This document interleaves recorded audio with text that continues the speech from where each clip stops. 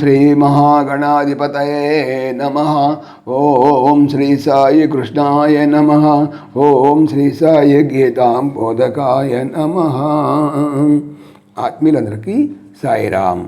ఈరోజు మనం భగవద్గీతలోని మరికొన్ని అంశాల్లో గీత యందు నిషేధింపబడినటువంటి ఆచార విచారంలో మరి ఒక అంశం గురించి తెలుసుకుందాం. సాయిరామ్.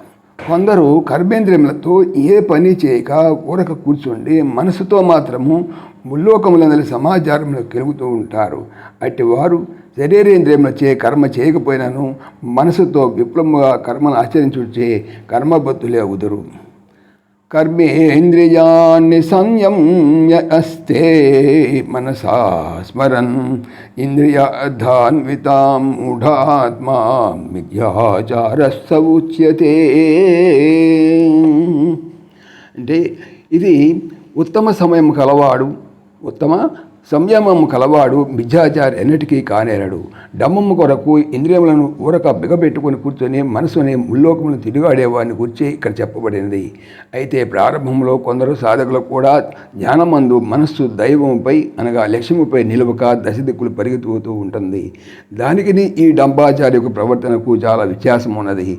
ఎందుకంటే ముముక్షువు తన మనస్సు విషయములపై పరిగెట్టినాను దాని నుండి మరలించి ఆత్మయందు స్థాపించుటకు అనగా దైవమునందు స్థాపించుటకు యత్నిస్తూ ఉంటాడు.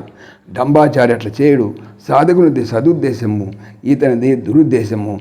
ఇతడు చేయనిది కృత్రిమ ధ్యానము, బకధ్యానము.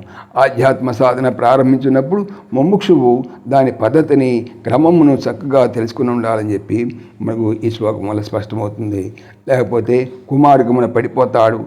పెద్దలకు మహాత్ముల వలన, అనుభవజ్ఞులు గురువుల వలన సాధనా పద్ధతులు ప్రత్యక్షంగా తెలుసుకోవాలను.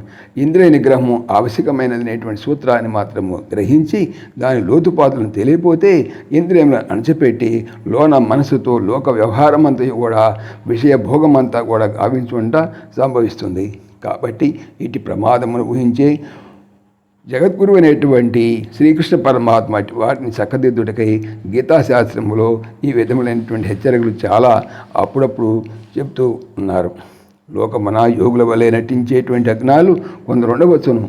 ప్రపంచమును వంచుట కొరకు ఇంద్రియములను అణిచిపెట్టి వారు ఒక చోట కూర్చున్నా కానీ మనస్సును వాసనామయమై ఉండేటచే అది త్రిలోకములను సంచరిస్తుంటుంది. ఇటు ప్రపంచ సుఖమునకు అటు దైవ సుఖమునకు రెండింటికీ వారు చెడిన వారవుతారు.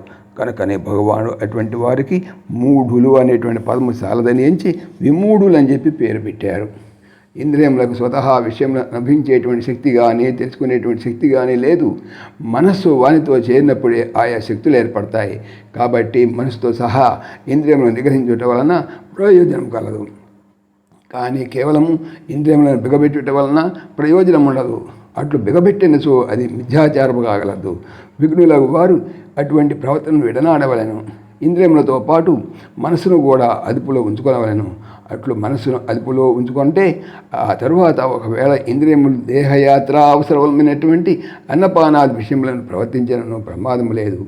ఈ విషయంలో మనం ఇంకా ముందు మనసును మరమ్మతు చేసుకోవటం ముఖ్యమైనటువంటి విషయం తెలుసుకోవాలి. విషయవాసన లేకుండా దాన్ని శుద్ధపరచుకోవాలి. ప్రాపంచిక సంకల్పములకు తయారు చేసుకోకూడదు. ఎప్పుడు మనస్సు విషయ సంకల్పరహితమై వాసనావర్జితమై ఉంటుందో అప్పుడు ఇక కర్మేంద్రియములచే మనం కర్మలను చేసినా కానీ మనుషుడు బంధింపబడని చెప్పి మనం తెలుసుకొని స్వామి యొక్క అనుగ్రహాన్ని పాత్రులవుదాం. జై శ్రీకృష్ణ.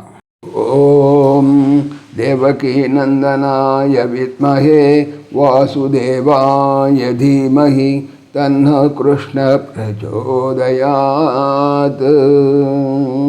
ఓం సర్వం శ్రీకృష్ణార్పణమస్తు. జై శ్రీకృష్ణ. జై జై శ్రీకృష్ణ. ఆత్మీయులకు మనవి, శ్రీకృష్ణ పరమాత్మ ఈ ఛానల్తో పాటుగా అనంత మహిమల శ్రీ సత్యసాయి అనేటువంటి మరొక యూట్యూబ్ ఛానల్ చేయిస్తున్నారు. దీనికి సంబంధించిన లింకు డిస్క్రిప్షన్లో చూడవచ్చు. జై శ్రీకృష్ణ. జై జై శ్రీకృష్ణ.